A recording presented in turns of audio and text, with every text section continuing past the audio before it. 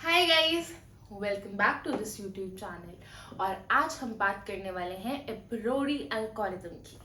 So guys, पिछले में हमने कुछ एसोसिएशन रूल्स, एसोसिएटिविटी, ऐसी कुछ टर्मिनोलॉजीज पढ़ी थी, जिसमें हमने सपोर्ट, कॉन्फिडेंस, ये सब भी पढ़ा था। अगर आपको याद नहीं है या आप लोगों ने इस बारे में नहीं पढ़ा, तो I would suggest please previous video देख के आओ, because it is inter related. ठीक है, क्योंकि अब जो मैं आपको बताने वाली हूँ अप्रोरी के बारे में, वो भी बहुत ज़्यादा एसोसिएटिविटी से लिंक करता है। बिकॉज हम यही देखते हैं इस अप्रोरी एल्गोरिदम में कि कैसे हमारी एक चीज़ या एक आइटम दूसरे आइटम से कैसे एसोसिएटेड है। ठीक है, हम इस चीज़ को फाइंड करते हैं यूजिंग दिस टेक्निक। ठीक है, सो अब हम लाइन बाय लाइन एक चीज को पढ़ेंगे और उसके बाद उसका कॉन्सेप्ट को समझेंगे।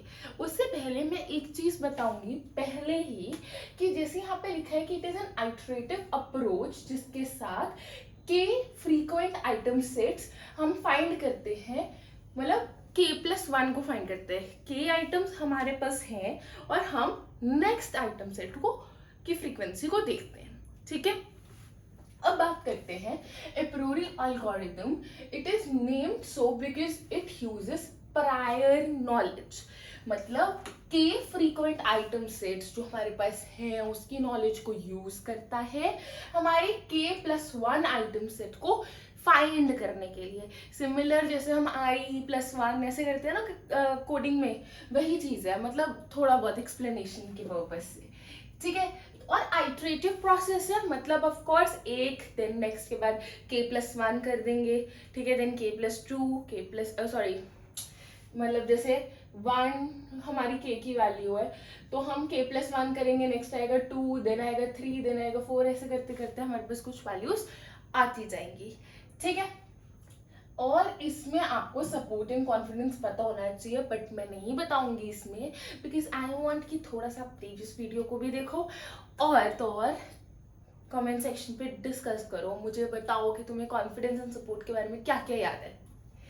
इसके बाद हम बात करने वाले हैं अप्रोरी प्रॉपर्टी के बारे में। So all subsets of frequent item sets must be frequent and, अगर मतलब बेसिकली क्या मतलब है, ये देखो, ये ना दो अलग अलग स्टेटमेंट्स है।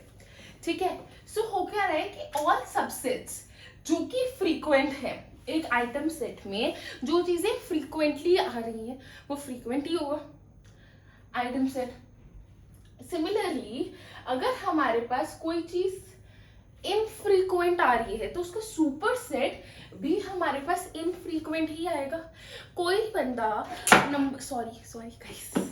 कोई बंदा अच्छे मार्क्स लेके आ रहा है रेगुलर टर्मिनोलॉजीज में, तो इसका मतलब वो ऑल थ्रू आउट पास ही करेगा, अच्छा ही करेगा। सिमिलरली अगर कोई फेल हो ही रहा है, वो नहीं आ रहा क्लास में, तो उसकी अटेंडेंस भी उतनी होगी और वो फेल ही करेगा, है ना। अगर आप अटेंडेंस के पर्सपेक्टिव से सोचना चाहते हो, कोई बंदा रेगुलर आ रहा है तो उसकी अटेंडेंस तो अच्छी ही होगी ना। ठीक है, फ्रीक्वेंसी जितनी ज्यादा उतना ही फ्रीक्वेंट वो बंदा क्लास में है, जितना ज्यादा उसके आने के चांसेस हैं, जितना ज्यादा वो क्लास में आता है उतना ज्यादा ही वो फ्रीक्वेंट हुआ। यही बात हम कर रहे हैं। इसके बाद हम बात कर रहे हैं नेक्स्ट पॉइंट पे कि idea is to generate candidate item sets of a given size and then scan data set to check if their count is large। समझ आई ये बात। सो ये क्या कह रहे हैं, हमारा बेसिकली अप्रोरी एल्गोरिथम में आइडिया ये है कि हम जनरेट करेंगे आइटम सेट्स को, ठीक है, कोई भी गिवन साइज में जो हमें गिवन होते हैं, और उसके बाद हम स्कैन करेंगे उन डेटा सेट्स को और चेक करेंगे कि वो लार्ज हैं। इसके बाद कुछ इंपॉर्टेंट पॉइंट्स की बात कर लेते हैं। गाइस लुक, अब मैं एक चीज यहाँ पे पहले ही बता देना चाहती हूँ, आप कहोगे ब्रूट फोर्स एल्गोरिथम तो हमने पढ़ी नहीं, है ना, बट आई डोंट नो तुम्हारे इस सिलेबस में क्यों नहीं लिखी, तो इसलिए मैंने डिस्कस नहीं की, बट मुझे भी इस चीज़ से तसल्ली हो नहीं रही है। So what I do is कि आपके यूनिट 4 तक जो आपके सिलेबस में लिखा है वो सब कराने के बाद I will keep on including all those topics जो हमने छोड़े थे, एंड वो हमारे इसमें आते हैं, मतलब मशीन लर्निंग में हमारे तो एटलीस्ट एग्जाम्स में आए हैं, ठीक है। जस्ट इन केस कि आप एक बार उसको पढ़ के जाना, कहीं गलती से मिस ना हो जाए कुछ, ठीक है। इसके बाद हम बात करने वाले हैं कि it is much faster than brute force algorithm, then it avoids checking all the elements को वो चेक नहीं करता, जिसकी जरूरत है उसी को देखेगा, ठीक है। फिर द रनिंग टाइम इज, ये प्लीज याद करके जाना बिकॉज ये हमसे वाइवा में भी पूछा गया था, ठीक है। वाइवा के पर्सपेक्टिव से भी इम्पोर्टेंट है, प्लस थ्योरी के पर्सपेक्टिव से तो है ही। इनफैक्ट हम नेक्स्ट वीडियो में इसके एक न्यूमेरिकल को भी डिस्कस करने वाले हैं।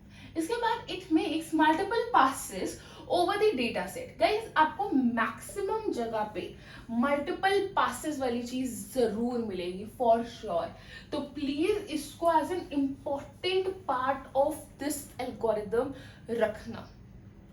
Then one pass of every k, अब देखो हम हर के की वैल्यू सपोज 1 ले रहे हैं, तो उसके बाद वो 2 देन 3 देन 4, क्योंकि वो k प्लस 1 कर रहा है ना, तो वो यही कह रहा है कि एक पास फॉर एवरी के होने ही वाला है, ठीक है। इसके बाद ये आएगा देन ये आएगा, ऐसा नहीं हो रहा कि सीधा 4 पे जा रहा है, ठीक है।